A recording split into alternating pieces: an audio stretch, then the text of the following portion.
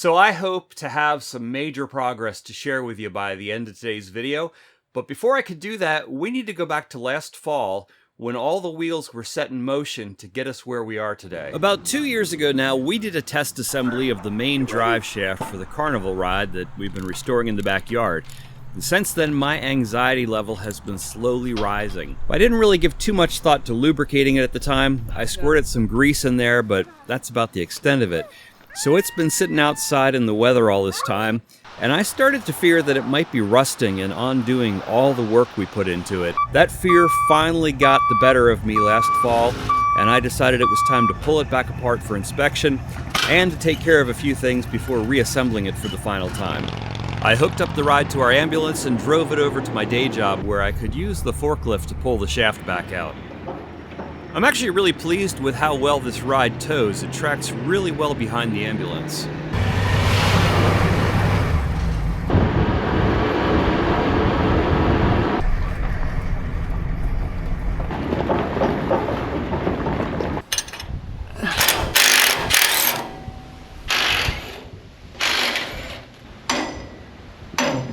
There we go.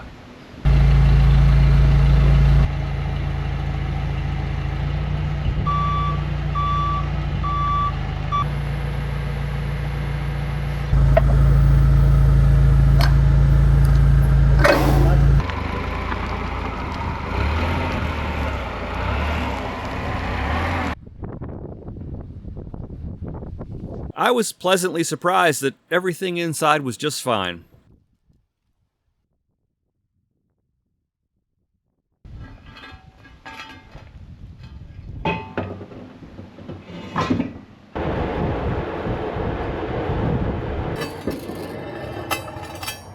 Soak that with the Croil. So now that I had it apart and I was reassured that everything inside was okay, we can get back to working on it. Now the last thing we worked on was the leveling jacks, and we needed a way to mount those to the ride. So I'm thinking my best bet with these corner gussets is to just cut them out and replace them because they are in pretty rough shape. Plus it's been drilled numerous times. Just take some notes here. 10 by 10. I don't know if the fronts are the same though. I think it's 15 by 15, but they lop it off at 12. This also feels thicker. Actually, this plate may not need to come off. This one's still in pretty good shape, although we should get this off of here.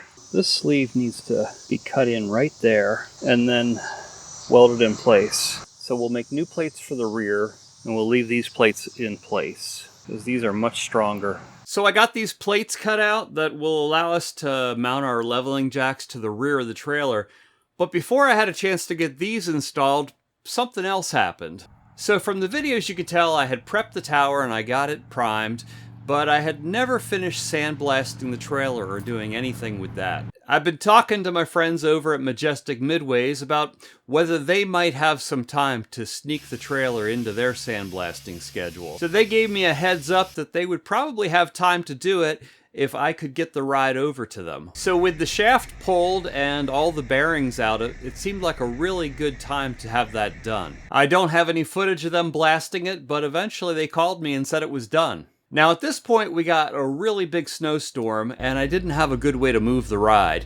The ambulance was snowed in, and of course our backyard was full of snow, so I didn't even have a place to move it if I could. I wanted to take the ride over to my day job and use the paint booth over there, but that lot was also full of snow. So I ended up asking Majestic if I could use their shop to get the ride ready for primer. They agreed, and then I spent most of a Saturday afternoon over there with Scotch-Brite going over the entire ride. We'll just start from the top and work our way down. The goal, of course, is to get a coat of primer on there to get it sealed up so it doesn't start rusting again.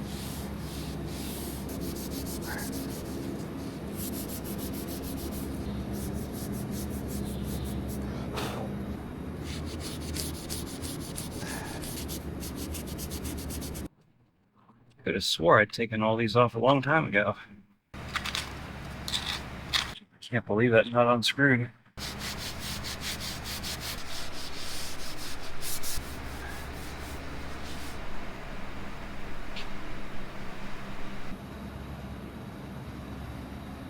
Incidentally, this is a Wisdom Storm in the background that they've been rebuilding. They took it down to bare metal and now they've got it in paint, and I love this purple color. So a few days go by, my ambulance is still snowed in, and I asked Majestic, hey, would you mind if I just prime it over there at your shop? To which they thankfully agreed. So I went over one night after work and wiped the whole thing down with a degreaser and then got to work spraying on a direct-to-metal epoxy primer.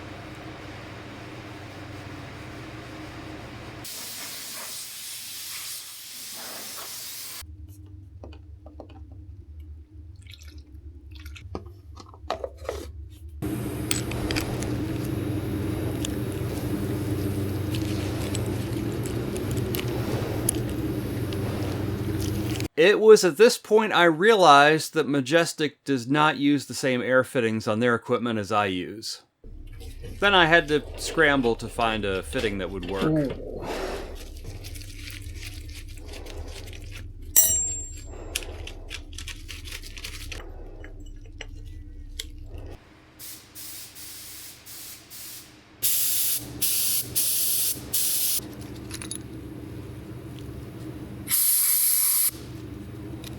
Whoa.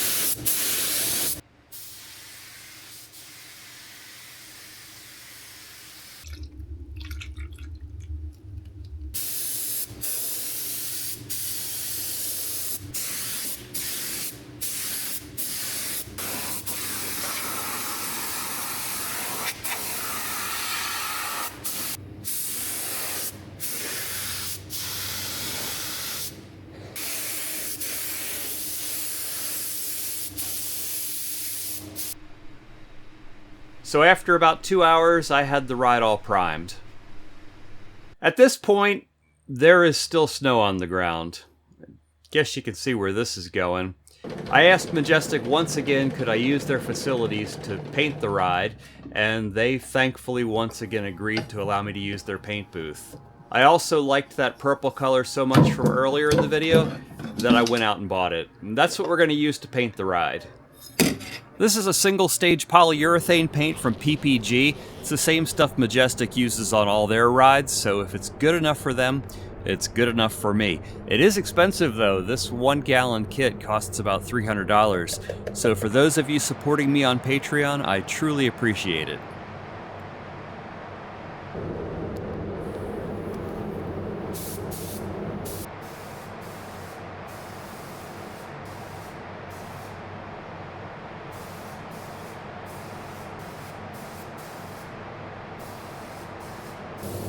It's about 100 degrees in this paint booth, which is making the paint flow out really nice.